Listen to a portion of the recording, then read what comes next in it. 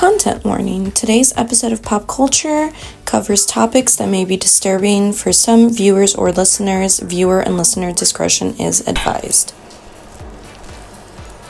Hello, my lovely hummingbirds. How's it going, everyone? Welcome back to another episode of Makeup and Motivation here on Pop Culture with your lovely host, Monroe. How's it going, my lovely hummingbirds? On today's episode, we will be discussing everything that's been going on in the world of movies, media, music, entertainment, popular culture as a whole, as well as getting into today's topic of conversation, which is Vive La Resistance. Which essentially is Long Live the Resistance. And whether we were doing a Luigi cosplay or a Star Wars themed cosplay, the topic is the same. That said, why did I mention Star Wars? Because we're going to be talking about something similar later on, more around May time. Stay tuned for that episode. Also, this week's episode was actually supposed to be last week's episode for Mario Day, just because, Mario themed, and all of the characters for this week's episodes, or the remainder of this week, trickling a little into next, are all Mario themed.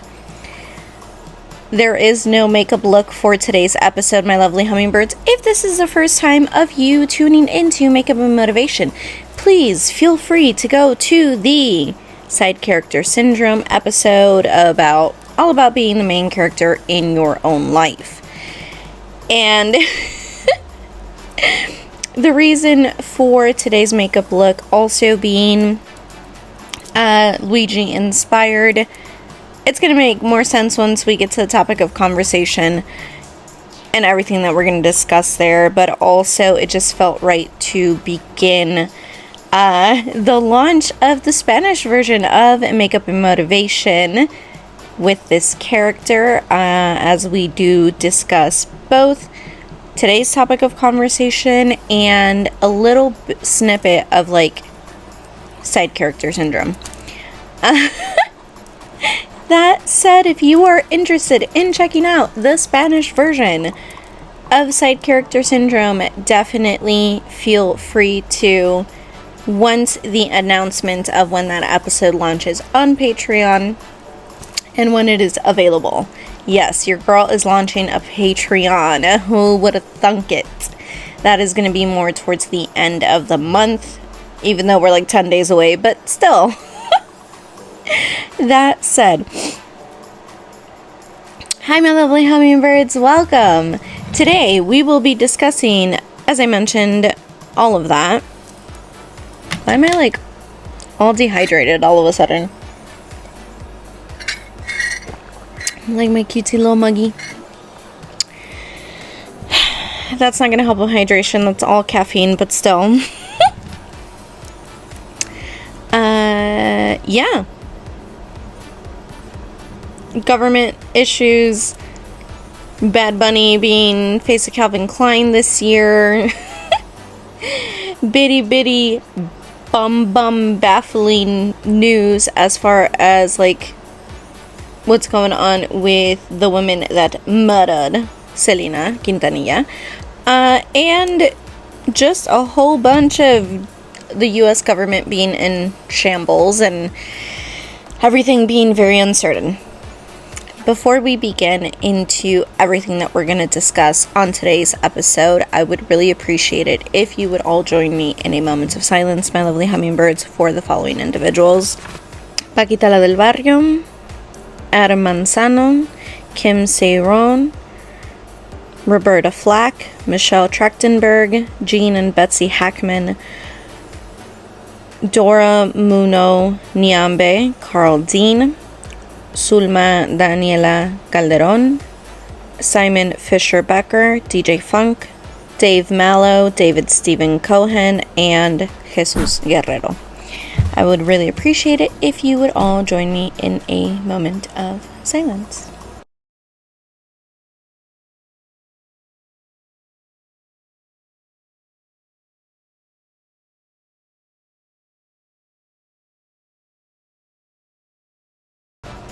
Thank you all for joining me in that moment of silence. I greatly appreciate it, my lovely hummingbirds. It is a moment of silence that we do here on Makeup and Motivation for all the lives that we have lost in the world of movies, media, entertainment, popular culture as a whole, as well as those lost due to tragedies in and around the world, or at least in and around stateside, and that have made pop culture news to some capacity.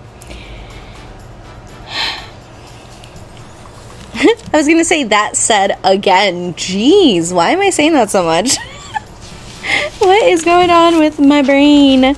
So, happy Mario Day. I know it's no longer Mario Day. It is March 20th at the time of me recording this. Happy Pi Day was gonna be the second time that I was gonna record this 6 days ago, y'all. When I tell you, your girl is out here struggling with health and recovery and work responsibilities and having to find a new job all over again because I'm supposed to be living a soft girl life and I keep trying to hustle. Anyway, that said, happy St. Patty's Day weekend. I don't know why I said it like that. As well, my lovely hummingbirds, I hope you had a wonderful St. Patrick's Day weekend. I know it was a little messy. I heard it was a little chaotic and there were fights everywhere. Chicago Media Takeout was publishing them on their accounts on their social media. And one of the things that I found super interesting, also, I hope everyone wore green. I was not the best on the 17th or that weekend. I don't think I wore green. Maybe can't remember if I did or not on the 17th. Either way.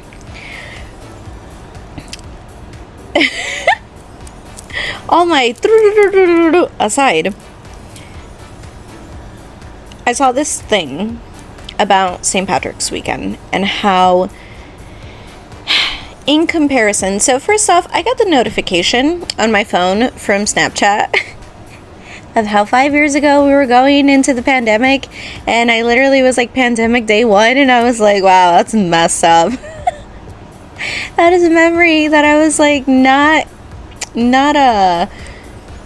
looking forward to have. I was just like, huh, it really was about 5 years ago. That's crazy to me.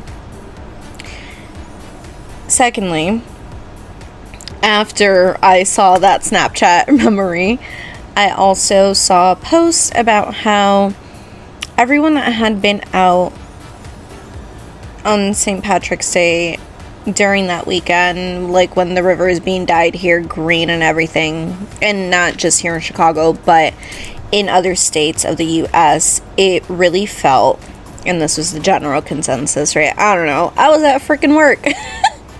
I don't know what it felt. I'm in a boot. I'm currently in a boot, and your girl can't be out like that. But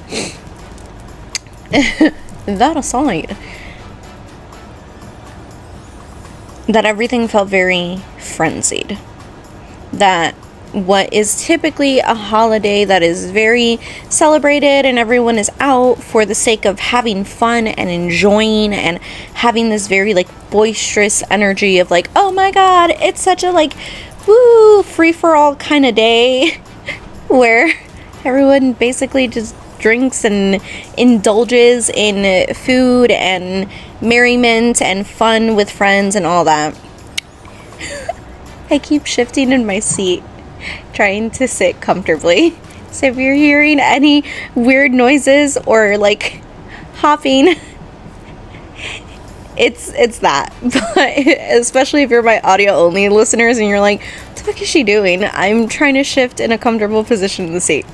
And on camera you're gonna see me either sit up straight or slide down. Anyway, it all felt very frenzied, very oh my god, what's happening, very last hurrah type of energy. That to me, reading everything that was going on, was very reminiscent of the world 5 years ago, when it was that first call out of pandemic day 1, when La Tia Lori allowed everyone in Chicago to still celebrate St. Patrick's Day weekend, and it was a very like, okay, it's your last day because we don't know what's happening moving forward. Of course, in today's day and age, right, in the year of our Lord 2025, it is a little different, considering the scales seem a bit more drastic than a global pandemic. A lot of doomsday individuals, a lot of historians, a lot of people that have been paying attention to the patterns and cycles of everything that is going on would say that we are on the brink of war or revolution, especially here in the US of A. Reading the commentary of and watching the fights go online and everything that was happening, I am very inclined to agree that the energy felt overall very frenzied. Times of uncertainty bring one of two energies. One of hope, or one of, I have to get everything done in this very moment, because if I don't know if it ever will be. Now, of course, in history, this is why we have gotten a lot of incredible advancements in technology and the arts and music and like Renaissance periods, right? I have also seen just in day-to-day, people are scared. Scared of the uncertainty, scared of the policies that are being enacted by the current U.S. administration and everything going on with immigration laws and all the freaking executive orders that were pushed forward. It's scary times, to say the least.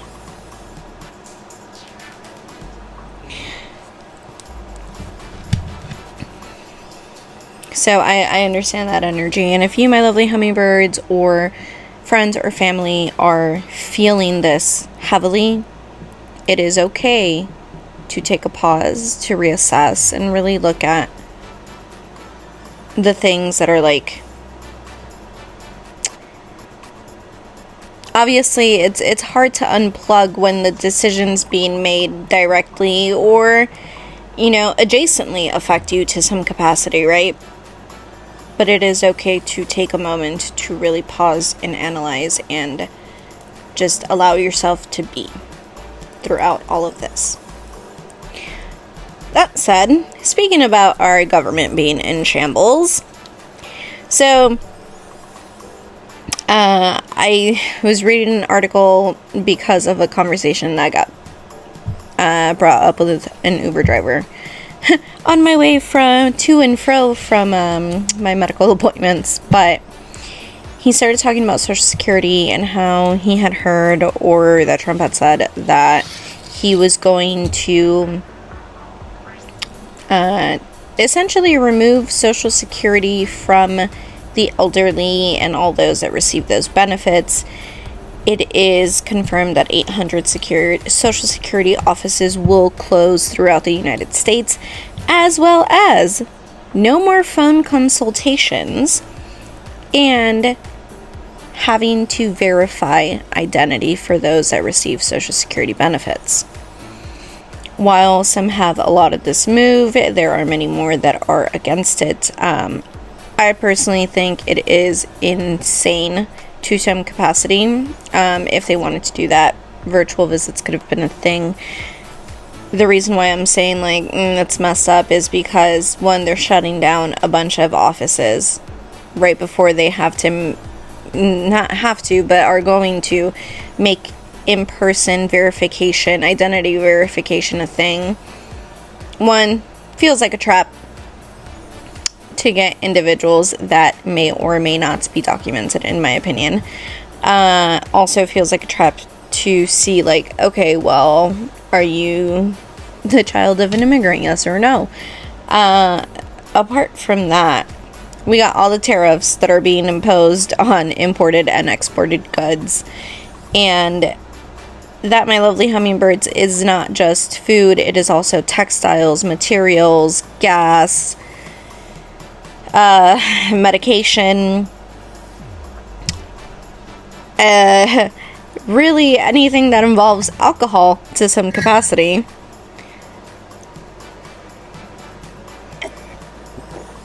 Caffeine, tobacco.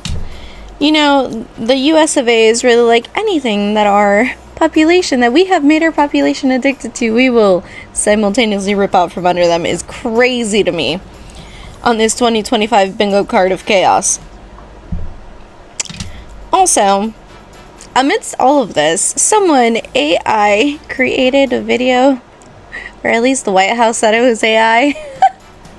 AI created video of Donald J. Trump kissing Elon Musk's feet.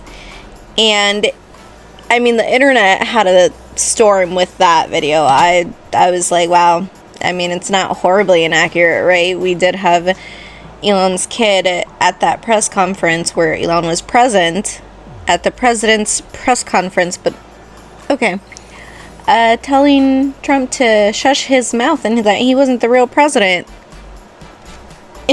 Kind of insinuating that his dad is. Anywho. And I did briefly touch on like the chaos of the lack of liberty and rights being taken away. The rights being taken away by the current presidential administration, and how members of Congress and judges and members of the U.S. government are trying to push back against these policies in order for our security. During all of this gorgeous what the fuck that is happening in the country, Trump declared himself king on it looked like a Time magazine mock-up where it said on like the left-hand corner, "Long live the king." This was posted to the official White House social media accounts, which, like, after the immigrant ASMR video, or immigrant deportation ASMR video, seeing him declare himself king, one, that's so unconstitutional, first off. Secondly, what the fuck, right? The image has a New York City background to it, and then he went ahead and tweeted, congestion pricing is dead, New York and Manhattan are saved. Like, first off, sir, you are not this neighborhood's friendly Spider-Man. Secondly, with the whole crowning himself king, right, it's giving very dystopian. It's giving very, he wants to be a dictator and be a monarch and an oligarch and really just have sole control of this country till his final breath, which is very dangerous territory. One of the individuals that spoke out against this act of declaring himself king was none other than J.B. Pritzker, who is the governor of Illinois. And he spoke about the 1978, if I'm not mistaken, late 1970s riot but attempted neo-Nazi protest where they wanted to launch a protest in Skokie against the Jewish community, which, like, what the actual fuck, right? And if you guys are not from Illinois and you're like, why does that matter? Because Skokie, at least since my growing up, has been known to be a very lively and thriving Jewish community here in Illinois. And some neo-Nazis in the 70s decided that that's not okay, and they were going to protest.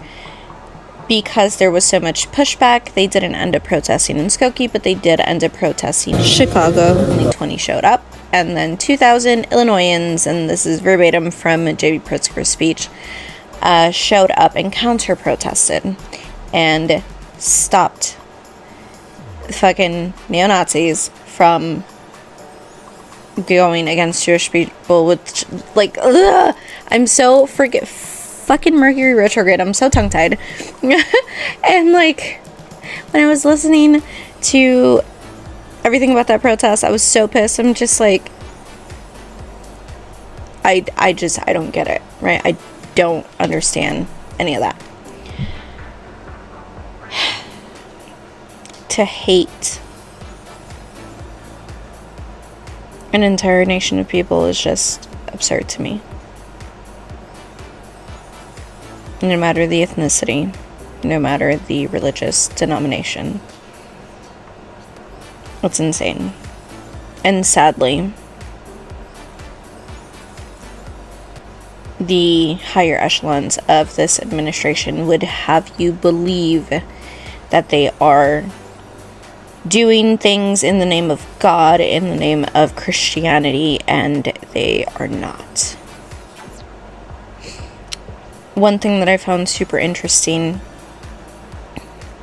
like, clearly we're not all reading the Holy Bible, because I don't know what Bible they're reading. Trump's Bible. He refused to put his hand on the Bible to like swear himself in as president or whatever, because he wanted it to be his Bible, because apparently he has a Bible, he sells them. I don't know. It's ridiculous to me. I was watching this thing on TikTok.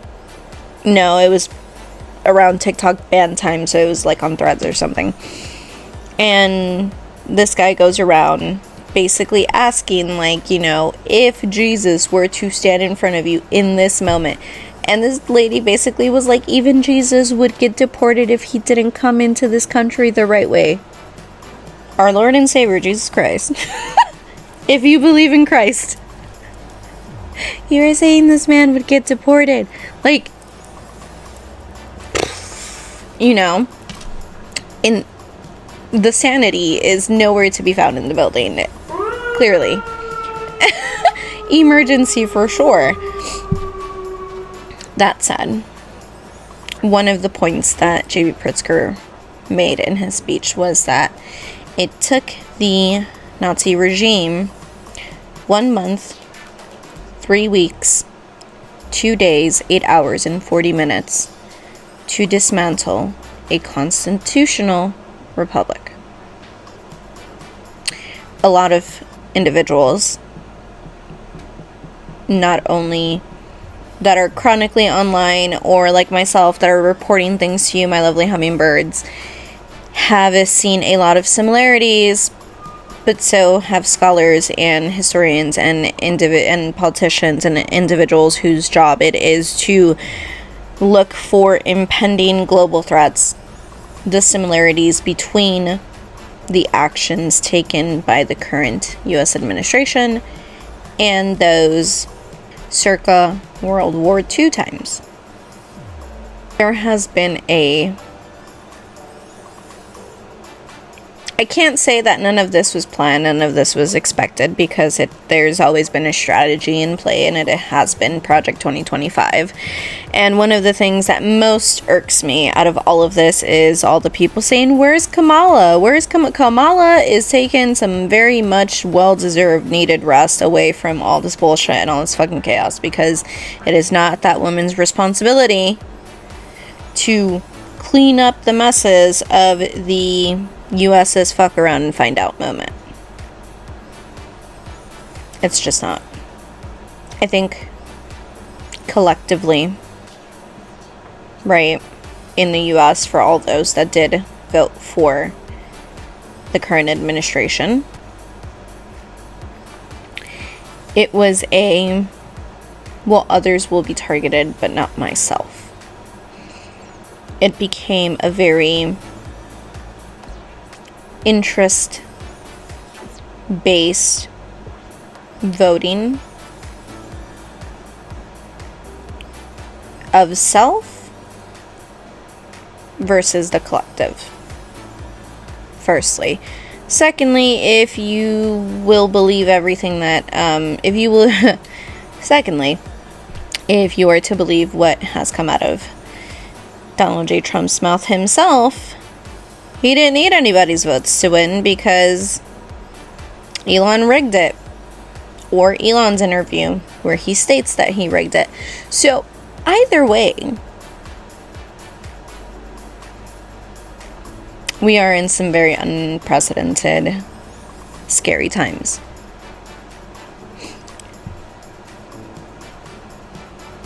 And the people are, we the people. People are doing everything possible within their power to fight back, to stand up for what is right, for what they believe in. I mean, just, it's been chaos. My lovely hummingbirds, from Park and Forest Service, like, staff being removed from their jobs. I think it was like over 1,000 employees, to all the laws that are trying to be put into motion, like federal anti-abortion bans, to removal of contraceptives, to rolling back of DEI and demonizing it and making it a thing of like, oh, well, DEI is like, no. No. Oh my god, the genital check law that wasn't passed on March 4th, which, like, thank god it wasn't. It was essentially a bill that was proposed to do genital inspection on minors that look to play sports in schools, which is fucked up. Like, and the basis for it, right, is because of the 10 trans athletes in sports. Not 10%, not 10,000. No, 10. Just 10. And as well as, like, the social security identity checks that I mentioned, to English checks, which was posted by user Ron Yates 311 on TikTok, where he's a truck driver, and he spoke about how a way station in Arkansas had a checkpoint where they basically made him read a postcard out loud and respond to questions to verify that he spoke English. During all of this, we had some protests. we the people, had protests for Women's Day, for International Women's Day, which was March 8th. Happy International Women's Day to all my lovely hummingbirds out there that are women born or women identifying. Love you all so much. I hope you had an incredible Women's Day. I hope if you were able to get out there in March that you did so.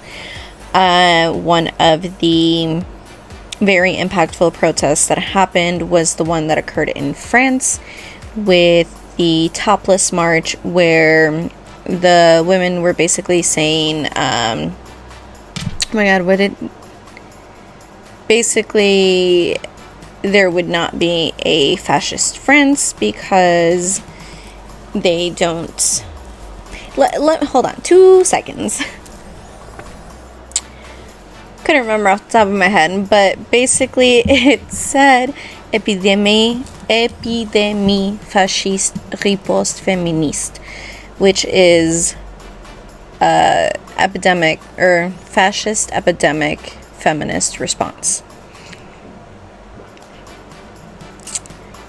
Simultaneously, during International Women's Day, there was burning of Tesla factories in France.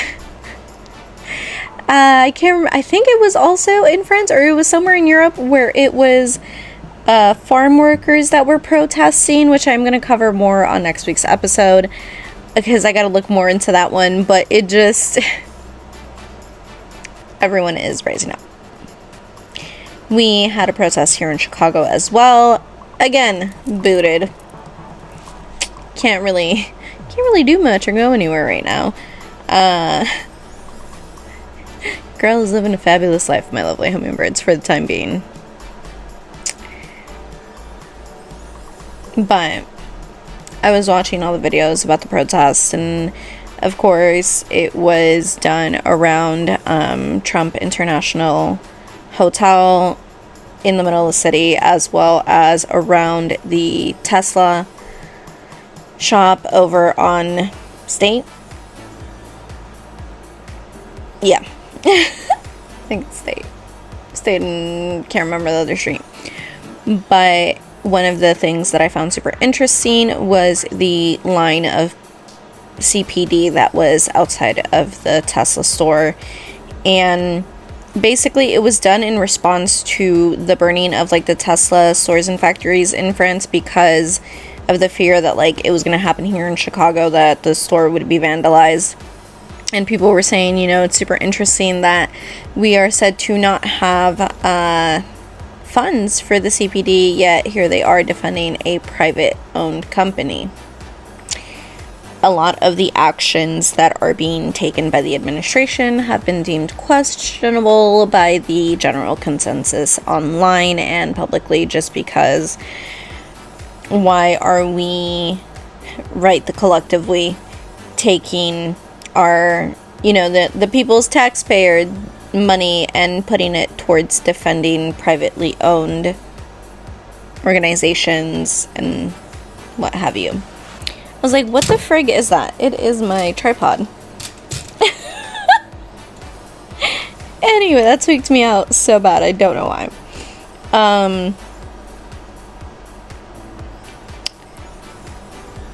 Yeah. That is a quick little catch-up of everything that's been going on worldwide, for the most part. In other completely unrelated news, and speaking of people fighting for liberation, Wendy Williams, she slipped a note outside her window of where she was being kept, and like the NYPD intervened, and they went and they got her out, and like she passed her, they essentially rescued her from this like living facility where she was housed at, and she passed her psych eval. She contacted her lawyer. Pretty sure she's suing the hell out of that place and whoever put her in there, which, like, congratulations. So happy for her. Bad Bunny is the face of Calvin Klein, and he has the internet in a chokehold for the most part. You know, he's always gonna have his haters or whatever, but him with the short curly cut, I just always think of Mr. Satan from DBZ, and I can't unthink it. And I said that I first said that when he first came out with that haircut here on Pop Culture, and then I saw a meme of it, and I was like, yeah, I'm not the only one that had this thought, because what?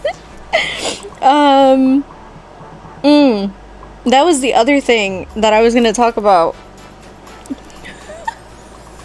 I shouldn't laugh, but if you saw my little tiki-taki of me talking about how I'm on my way to edit the this week's episode of Makeup and Motivation, so in my cutesy little Luigi cosplay, so Drake settled his lawsuit, him versus UMG, Universal Music Group, and iHeartMedia, for Not Like Us. If you guys don't know what's up with the Drake and Kendrick beef and all of that, and why everyone was making such a hoopla about it, is because the whole thing, and there's so many like breakdowns online, and you can definitely go and watch them, because I'm not gonna give a full breakdown not in this moment. But essentially, he sued iHeartMedia and Universal Music Group, who is essentially the label for both him and Kendrick, for saying that they had basically committed some type of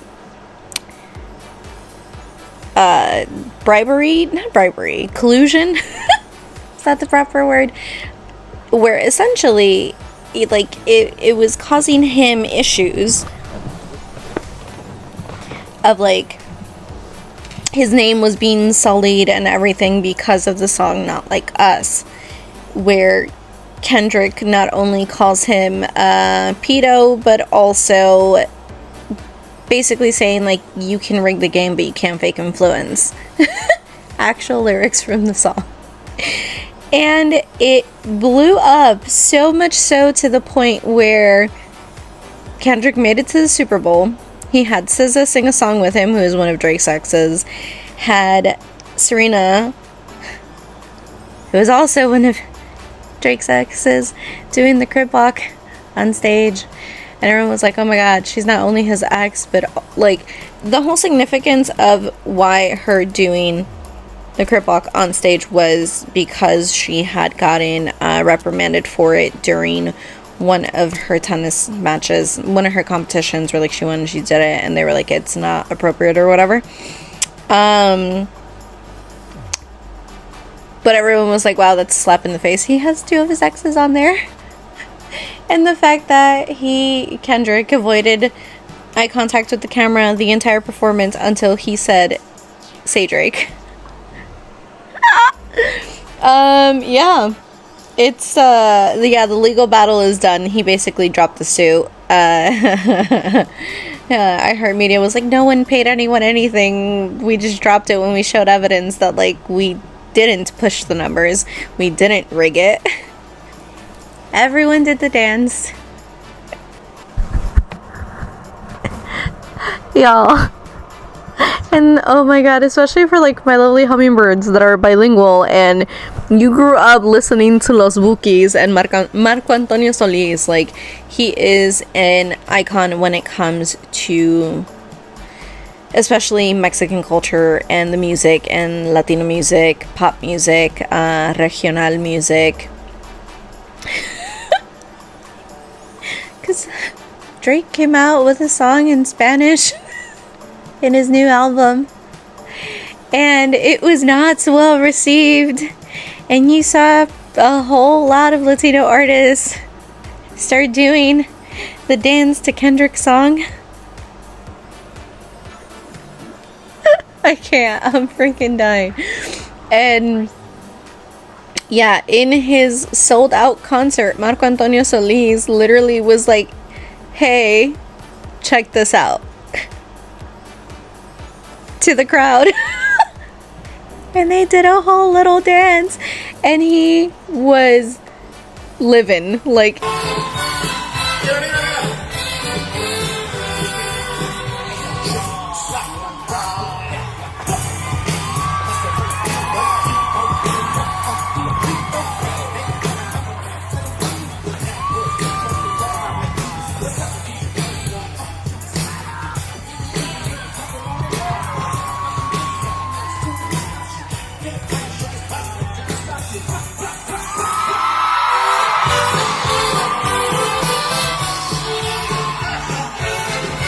it was such a moment, and I was like,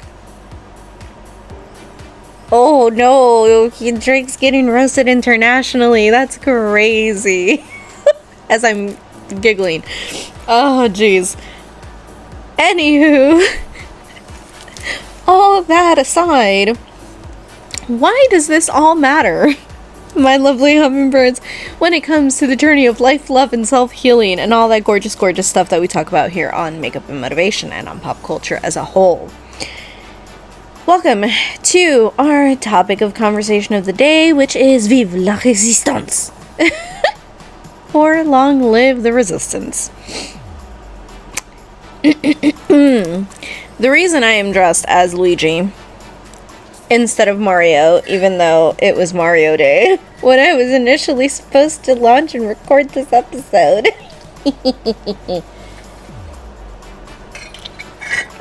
Grabbed my mug in such an awkward way. Shh, Harry, it'll be okay. I can't. I'm just gonna put on my little sunglasses of comfort now. Wait, look at these. These are so cute. They're little star. Wow, these are not clean. That light hit them and I was like, wow. Sunglasses dirty. Look at them. They're so cutesy. Anywho. We're gonna clip that and that's gonna be the the little thumbnail. So, why does this matter? Why did I bring up the Kendrick and Drake beef? So, a lot of things have been coming to a head since the start of the year. Since end of last year, realistically. And one of the things was that when Not Like Us came out, it made a very, very big impact, not just musically, but also social culturally, right? Everyone as a whole was like, oh my god. One, yes, this song is catchy as fuck and it is everything. Can't remember where I saw that, like, Kendrick, is it called synesthesia? I think it's synesthesia, where, like, he caters his music a certain way because, like, he can see sound and the wavelengths and all that, and it, like, forms a picture and has to be structured a certain way so that it's balanced, and we're more receptive to it as listeners. But the whole premise of Not Like Us, the whole thing about beef, is essentially calling Drake a fan, and that he's not really in the culture. He only partakes in the culture when it comes to black culture and hip-hop and rap music when it benefits him, when the lifestyle suits him, right?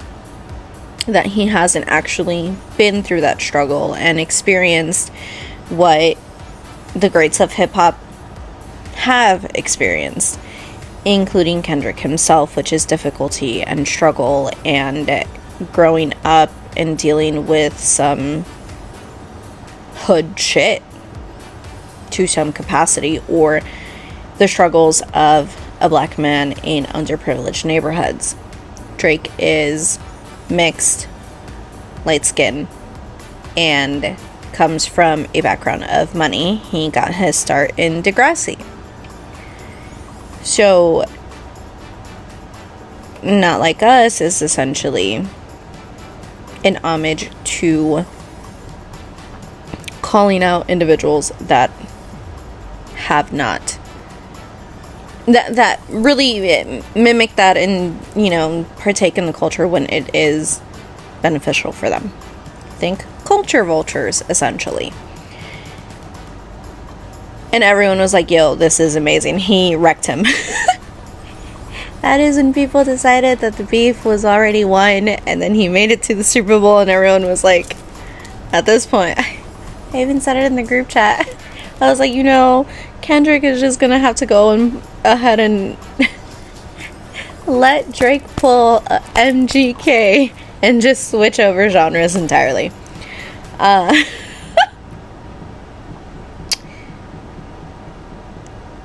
The other thing, and I did cover this more on the episode of Life, Liberty, and no, not Life, Liberty, and the Pursuit of Happiness. What did I name that episode? Well, that wasn't very patriotic now, was it? Of like why it was so impactful. Like, Kendrick is an artist where everything he does, every detail has meaning, and that Super Bowl performance was littered with meaning. One of the first lines that he sung was, well, his dancers say, "Are you really about to do it?" And he says, 40 acres and a mule, this is bigger than the music. Which, like, if you know U.S. history, when slavery was said to be ended, African Americans, Black Americans, were promised that they were going to get 40 acres of land and a mule for their years of struggle and torture and enslavement. Reparations to date have not been paid.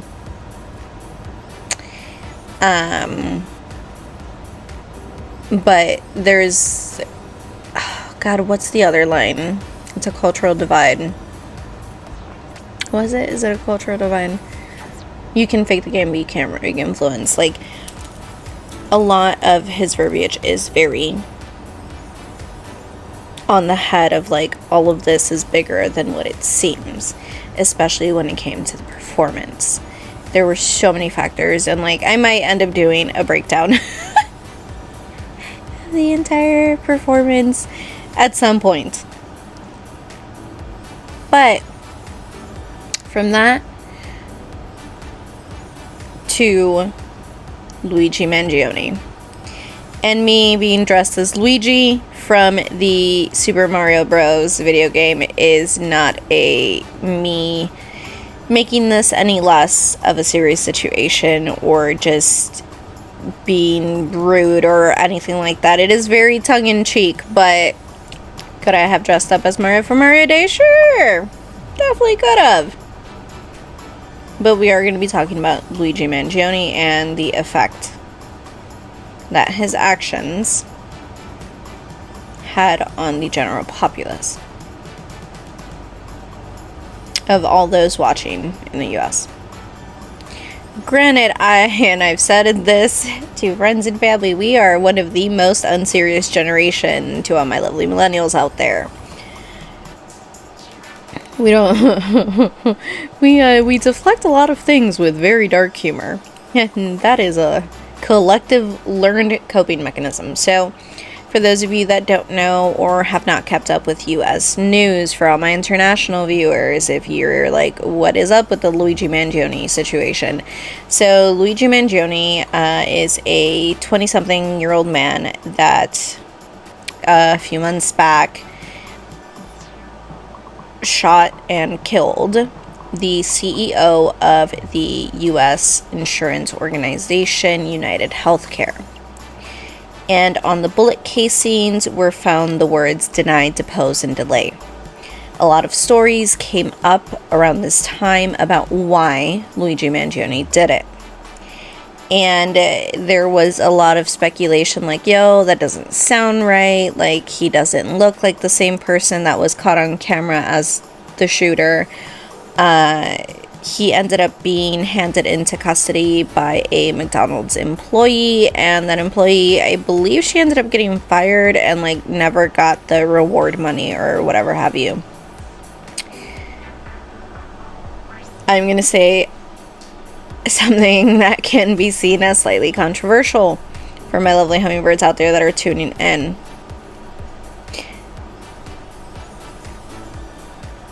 Kendrick collectively gave the world an anthem when it came to acknowledging that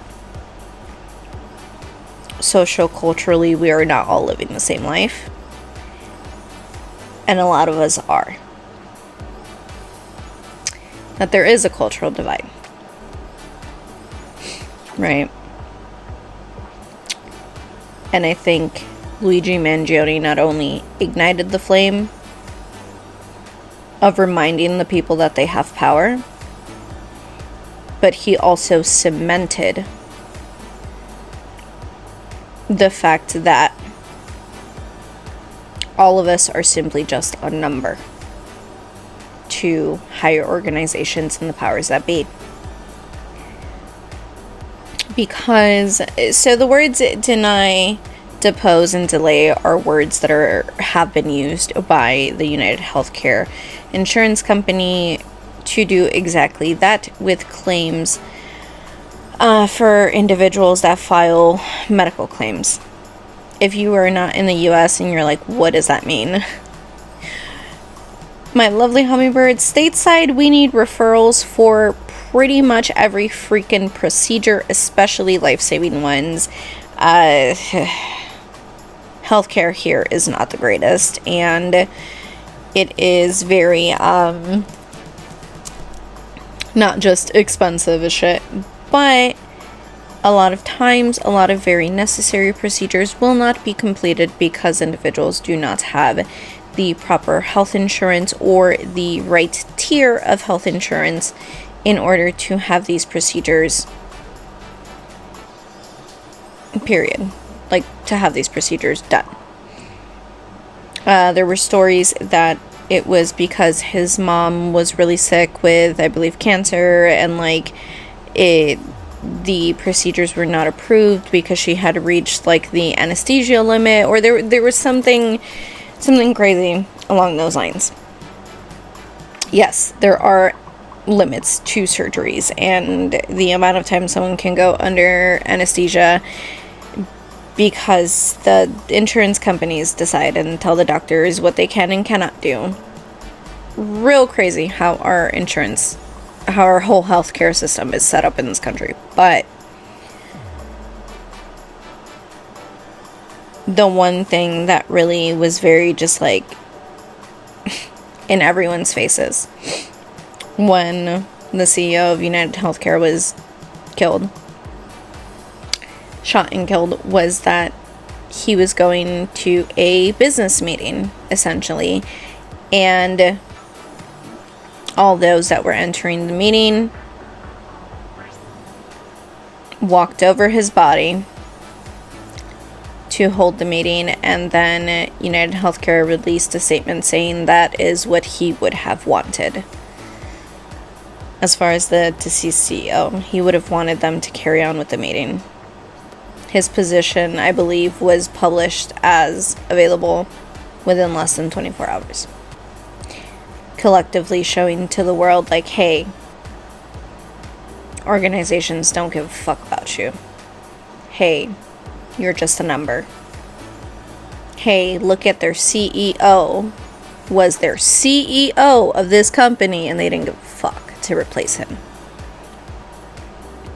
Why do you think these giant conglomerates care about you? Type of energy.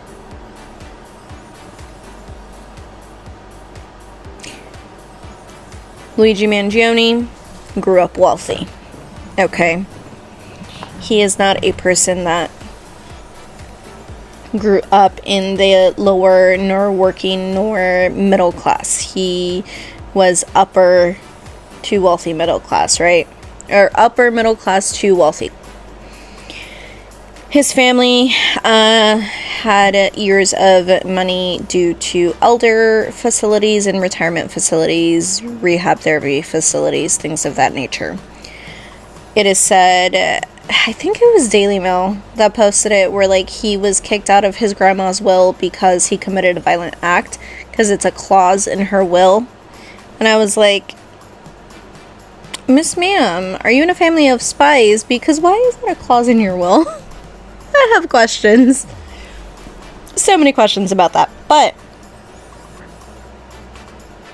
it really became an aha moment for the collective.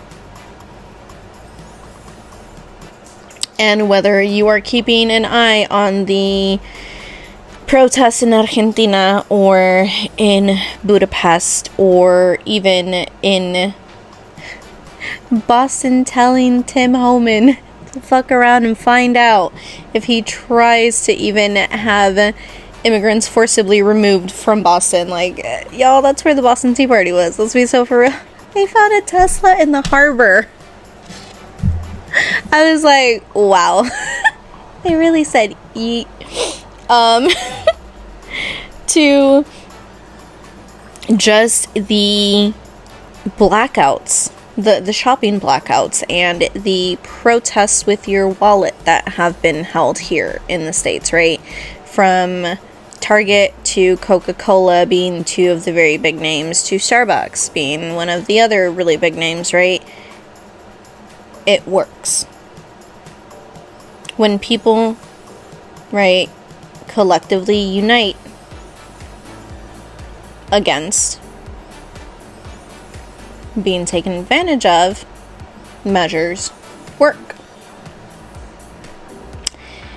And I mean, Coca-Cola called immigration on their employees, and it blew up in their fucking faces to the point where they were then asking for forgiveness from immigrants, according to the statement that was released. And I'm just like, I hope no Latino, no descendant of immigrant family members ever again, right, ever again drinks Coca-Cola. Cause like y'all, the way Coca-Cola had a chokehold on the Latino community, it's a thing. And everyone went to Pepsi, and like, I hate to say it, my lovely hummingbirds, but Pepsi ain't safe either. So they recently closed a upstate New York plant that had over 300 workers, and it's been facing DI backlash. They are not the only company that has started to roll back DI initiatives, but they did release a statement of how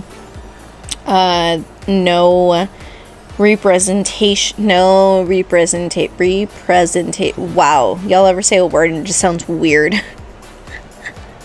Representation, that sounds so weird. Representación. I literally cannot. Where representation, why can't I not, why does that sound so weird right now? But essentially that it was not a metric that was included in their shareholders, nor their initiatives, nor their, like, basically they're rolling back the verbiage on DEI. A lot of companies are, from fear of not only being targeted but also being fined by the current administration. Doge fired so many FDA employees because they were like trying to do a clinical trial on the Neuralink chip he's trying to put in people's brains. Giving very Black Mirror, very dystopian, very, do we learn nothing from the films and shows that are put out there? Clearly not. To the gold card that the administration is trying to create. It's like a green card, but a gold card because they only want wealthy immigrants in the country. To the pageantry of the video of Trump on the White House website.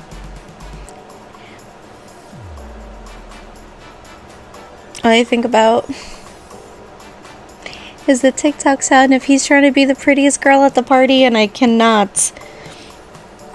2, sentiment analysis being enacted for all those that apply, whether it is for citizenship or green card, where it's like you have to disclose your social media accounts, and I believe I did mention this, if not last episode, a couple episodes ago. But sentiment analysis is essentially looking at all of your public footprint to make sure that you are not deemed an enemy of the state, is essentially what that is. It's if you fall in line with sympathies towards any foreign or domestic group that might be against this country. Think communist sensibilities around World War II, where individuals, if they were found in collusion with communists or having communist sympathies or friends or connections or whatever, they were deemed an enemy of the state. That said, I don't know where we're headed, my lovely hummingbirds. I know that things seem very uncertain at this time. They are. And they can seem very scary, for sure. Why does Vive La Resistance matter in the journey of life, love, and self-healing, and all that gorgeous, gorgeous stuff we talk about here on pop culture? Why does the actions of Luigi Mangione matter to everything we've been talking about here? Besides the fact that GoFundMe canceled every GoFundMe account, and I can't remember, it was this other company. You're gonna see a little blurb here of like the name of the company that like actually went okay with allowing the GoFundMe for him. The goal was like 1 million, and it's at like 740,000 last I saw. But the reason why people are so about what he did, granted, he said he don't regret that shit. He was like, I'm sorry for the pain it might have caused, but I did what I did, essentially. And there's people on the internet that are a little divided. They're like, well, we get it, but also, like, you murdered someone in cold blood type of thing. Enacted a revenge, vigilante shit type of thing. There are many more that defend him. It's giving Marion and Les Mis. And if you guys don't know why that's a reference, during one of the presidential luncheons or banquets or whatever the frig when Trump got inaugurated, the Navy did a rendition of One Day More at the luncheon. And One Day More is basically, if Les Mis is essentially about a revolution and going against the powers that be and the government and aristocracy and all of that. And Marion is one of the characters. He is born rich but fights for the rights of others and all this stuff. Marius. Why do I keep saying Marion? Who's Marion? Marion. Marius.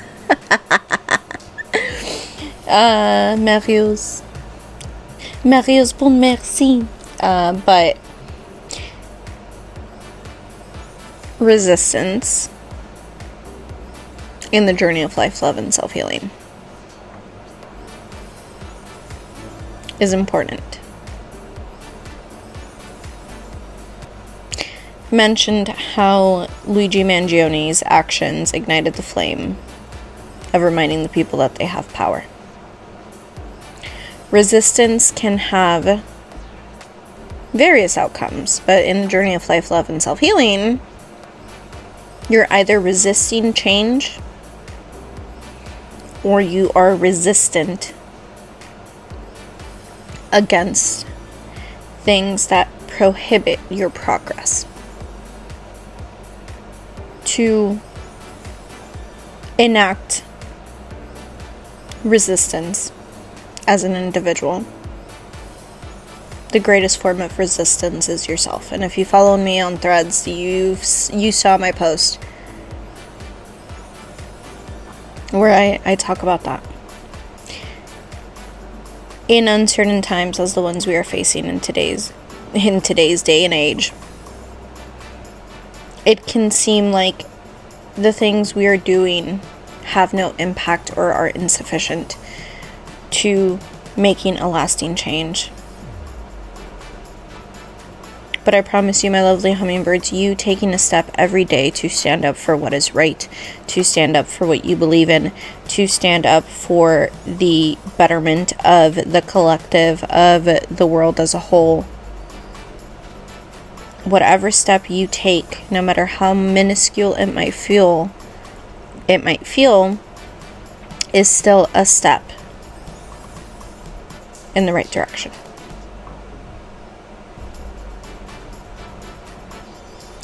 I think one of the reasons why people idolize this man so much, or not idolize, but have some type of, like, respect for him,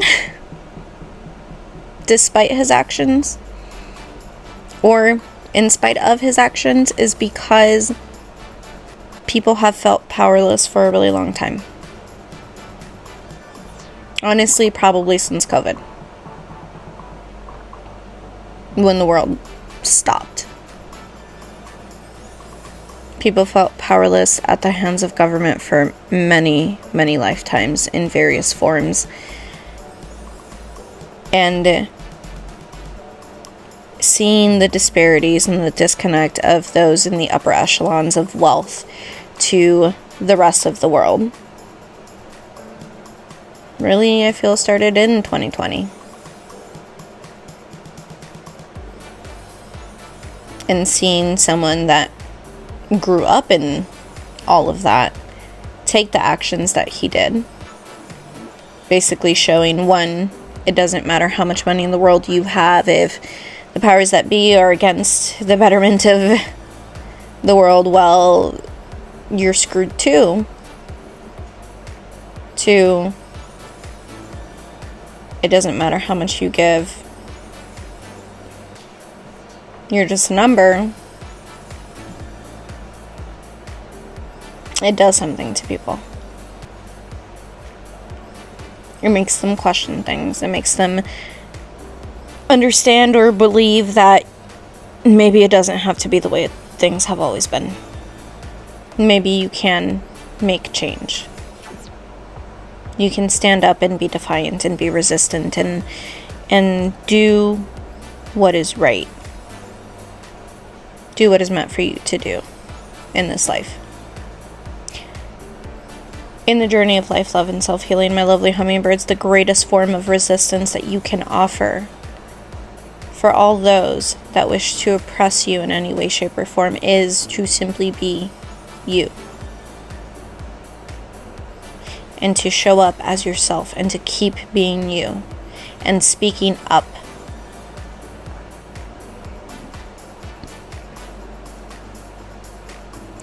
I'm not going to sit here, my lovely hummingbirds, and tell you that I know what the fuck is going to happen, because I don't. I don't think any of us really can predict where all of this is going, but I can tell you that it will be okay. I know shit is most likely going to hit the fucking fan before we get to the okay part, but it will be okay.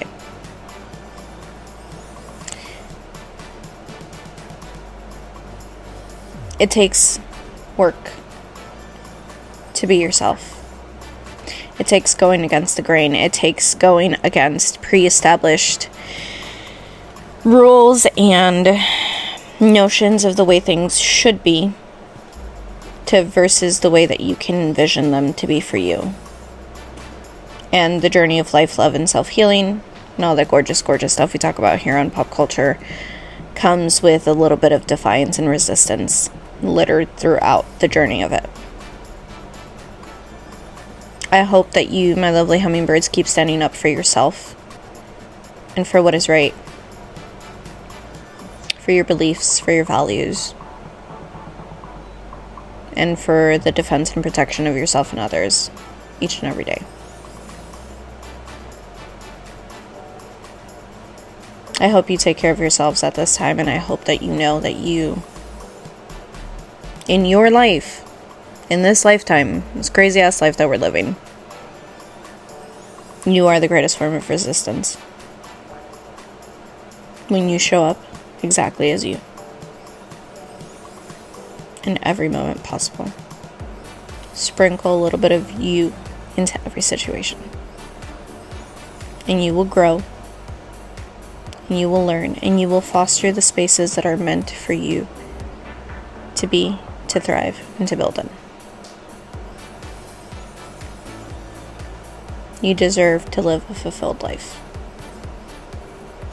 A life where you not only trudge around in, well, this is just as good as it gets and this is what it is, but a life where you actually feel happy being you. And like what you do matters. That's it for me, for you, for today, my lovely hummingbirds. I love you all so much. I hope you enjoyed today's episode. I hope you loved it. I hope you loved. I hope you have a great rest of your weekend, and like, share, subscribe, all of that. Stay tuned for all the fun announcements and new things coming in for Pop Culture. I love you. As always, les mando mucha paz, muchos besos, y les recuerdo que miren hacia la luna. Sending you much peace, many kisses, and reminding you to always look up the moon. I love you all so much. I'll catch you on the next one. And yeah, okay, that's it. I love you, my lovely hummingbirds. Bye.